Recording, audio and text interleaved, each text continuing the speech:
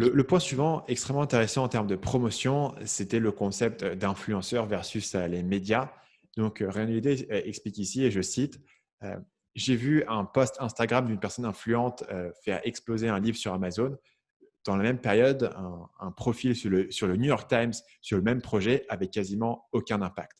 Quand une vraie personne, un vrai humain que les gens, en lequel les gens ont confiance, dit ce truc c'est bien, ça a un effet que aucune marque, aucune pub, aucune institution sans visage ne peut avoir.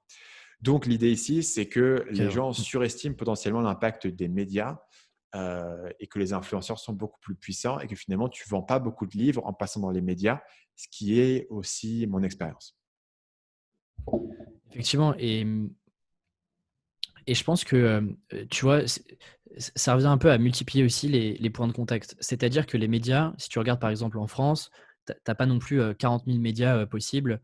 Et par exemple, si tu parles d'un livre de marketing, bah, tu peux vite faire le tour des médias que moi j'appelle un peu mainstream.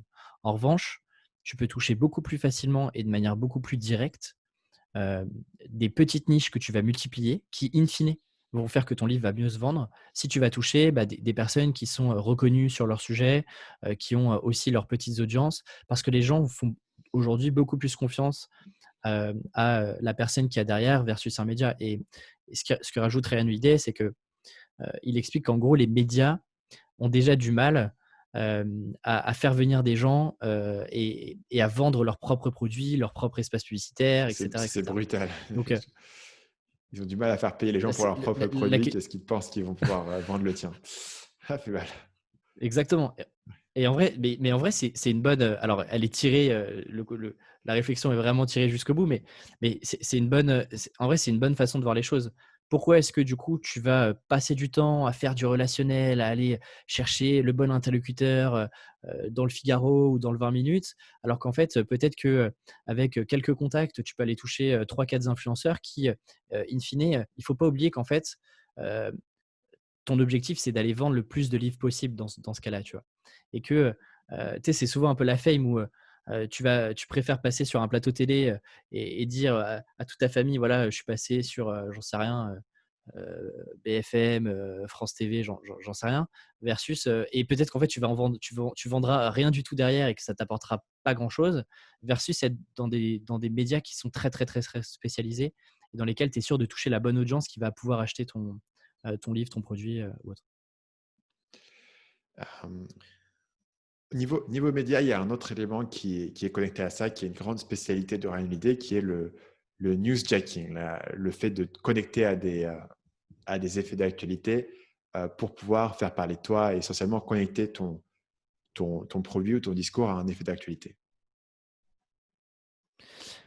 Alors, effectivement, je ne sais pas dans quelle mesure, c'est intéressant tu vois, je sais pas dans quelle mesure c'est intéressant de prendre des tendances et de se les réapproprier pour, faire parler de soi et de son projet. Et en préparant l'épisode, je prenais un peu l'exemple de certaines de tes vidéos qui surfaient sur une tendance ou sur un sujet un peu brûlant d'actualité, que tu pouvais te réapproprier. Je ne sais pas si toi, tu as un retour d'expérience là-dessus, si tu penses que c'est une bonne manière de faire ou pas? Ou alors si même tu vois des points négatifs, par exemple, à ce genre de contenu?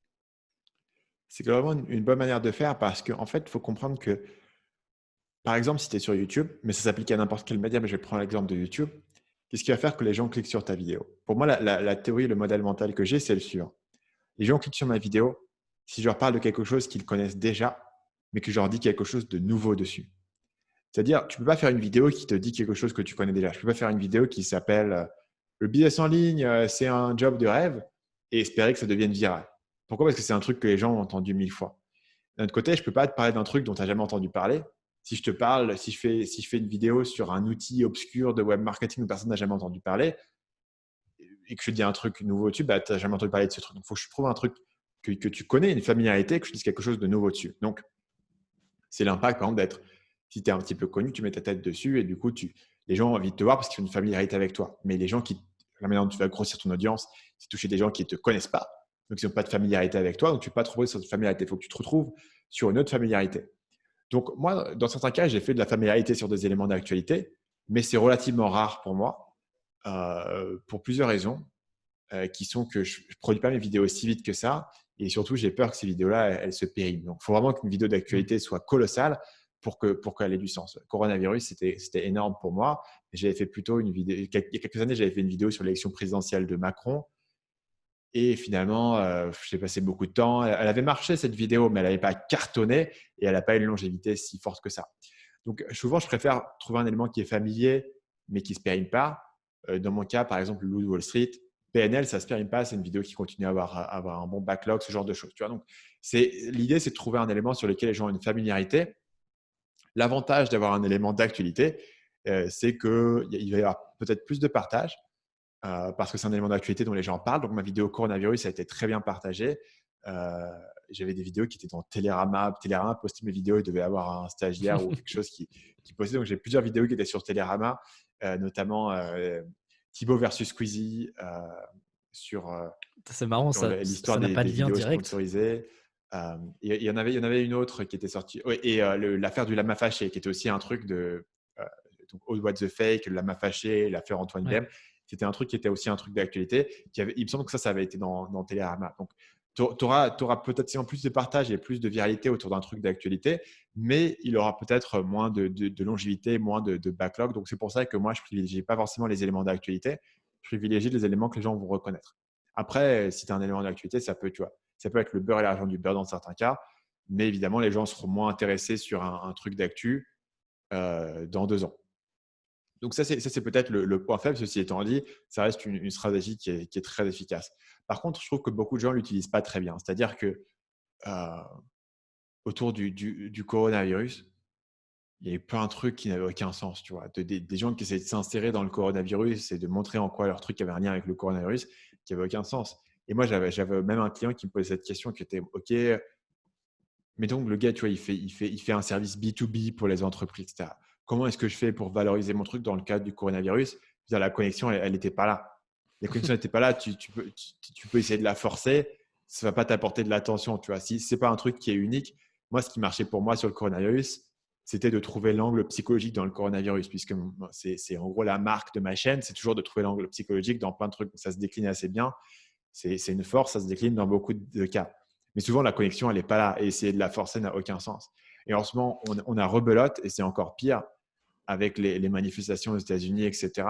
Et tout le monde essaye de connecter sa marque à ces événements. Et la plupart du temps, ça ne marche pas. Tu vois. Et pourquoi essayer de le faire? Je veux dire, tu n'es pas obligé, tu vois, de le faire. Et le truc, c'est que cette stratégie sert à gagner de l'attention.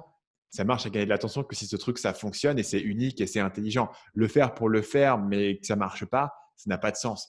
Faire une vidéo sur un sujet, il y a plein de gens qui ont fait des vidéos sur le coronavirus qui n'ont pas du tout marché. Ou tu vas n'importe plus faire une vidéo sur de l'actu, ça ne marche pas automatiquement. Ça marche, tu as vraiment un truc unique et nouveau à dire. Donc, c'est pour ça que je saute pas non plus dessus. J'en ai fait quelques-unes, mais grosso modo, il y a beaucoup, beaucoup de trucs d'actu que je laisse couler parce que je suis soit pas assez rapide, soit je suis pas si intéressé que ça par le sujet, soit je préfère faire une vidéo qui va durer plus longtemps, ou soit simplement je vois pas un truc qui est unique à dire. Donc c'est pas si facile que ça de le faire. Par contre, ça peut être puissant. Ça peut partir vite et ça peut faire des grosses vidéos. D'un côté, tu vois, ça peut monter très, très vite. C'est-à-dire que ça peut devenir le potentiel viral, il est énorme. Mais de l'autre, en fait, tu peux aussi perdre complètement crédibilité, tu vois? Moi, j'ai vu pas mal de freelances te dire, «Bah, voilà, on peut plus faire d'événements, du coup, bah, il y a une énorme opportunité, il faut faire du webinar, du digital et cetera». Mais OK, so what, quoi? Enfin, c'est pas ça le les entreprises, elles sont pas, enfin, c'est pas comme ça que tu vas les toucher et les adresser. Effectivement, ouais, tu peux, maladroitement te réapproprier des choses actuelles qui, en fait, qui vont desservir plus qu'autre chose ce que tu es en train de faire parce que, ça renvoie pas le bon signal, je pense. Ouais, carrément. Et voilà, c'est un peu touchy. Parce qu'en fait, quand tu fais comme ça, tu veux surfer sur de l'actualité, en fait, tu surfes sur un feeling. Tu vois, tu surfes sur un feeling, sur ce que les gens pensent. Il faut vraiment que tu comprennes de manière vraiment profonde là où en sont les gens et ce qu'ils ont dans leur tête et en gros, ce qui va les prendre à contre-pied. Donc, ce qui va être nouveau sur un truc qu'ils connaissent déjà, il faut comprendre la perception exacte. Donc, il faut que tu comprennes la perception que les gens ont dans certains youtubeurs. Si tu veux faire une vidéo sur ce youtubeur, dans certains événements pour faire une vidéo sur cet événement. Il faut avoir une vision assez fine Et Mmh. si ta vision est pas fine là-dessus et si tu es un peu bourrin sur ton approche, en fait, ça marche pas parce que tu n'arrives pas à dire quelque chose de nouveau et de surprenant. C'est parce que ce que tu dis, c'est évident. C'est parce que ce que tu dis, les gens ne comprennent pas l'intérêt du truc. Tu vois. Donc là, il y a vraiment une marge fine qui est, les gens doivent se dire ce que tu dis, c'est nouveau et c'est bizarre. Mais en même temps, c'est vrai, ils s'y reconnaissent. Tu vois. Donc c'est vraiment un truc d'équilibrage. Mmh. Il faut vraiment avoir un feeling de la perception. C'est aussi une des difficultés pour moi de faire des vidéos d'actu. Par exemple, si je fais une vidéo sur coronavirus, il faut que j'aille faire ce que je fais jamais, lire beaucoup de médias français pour comprendre comment ils en parlent en fait. Pour comprendre et voir beaucoup d'autres vidéos sur le coronavirus et leurs commentaires pour comprendre le, la perception que les gens en ont et les thèmes qui reviennent et ce que les gens considèrent comme acquis. Donc dans ce cas-là, ça ne sert à rien que j'arrive avec mes gros sabots pour leur dire un truc qui est considéré comme acquis. Et inversement, quelles sont les idées qui sont un peu controversées, qui sont un peu edgy, mais que moi, je pense pouvoir défendre solidement. Parce que je pense que cette idée-là, elle est bonne, mais le grand public l'a pas. Donc il faut vraiment avoir… Tu vois, c'est compliqué en termes d'équilibrage. Même pour moi, je ne dirais pas que là-dessus, j'ai confiance à tous les coups dans ma capacité à vraiment trouver le bon équilibre parce que la news, ce n'est pas forcément ma spécialité. Voilà, ce serait comme ça que que tu te positionnerais sur ce genre de sujet. Comment est-ce que tu es sur quelque chose qui est juste un peu au-delà de ce que les gens sont prêts à accepter pour les amener sur un truc qui est nouveau, mais en même temps qui sont prêts à accepter et qui n'est pas totalement extérieur. C'est un vrai équilibrage, mais effectivement, ça peut être assez puissant si tu arrives à le faire bien. Salut, c'est Stan, j'espère que vous avez apprécié cet extrait du podcast Marketing Mania. Bien sûr, vous pouvez retrouver l'ensemble des épisodes du podcast, y compris les instructions sur comment vous abonner sur l'application Apple Podcast ou sur votre téléphone Android en vous rendant sur mon site à l'adresse marketingmania.fr/podcast. Je vous ai mis le lien dans la description de cette vidéo.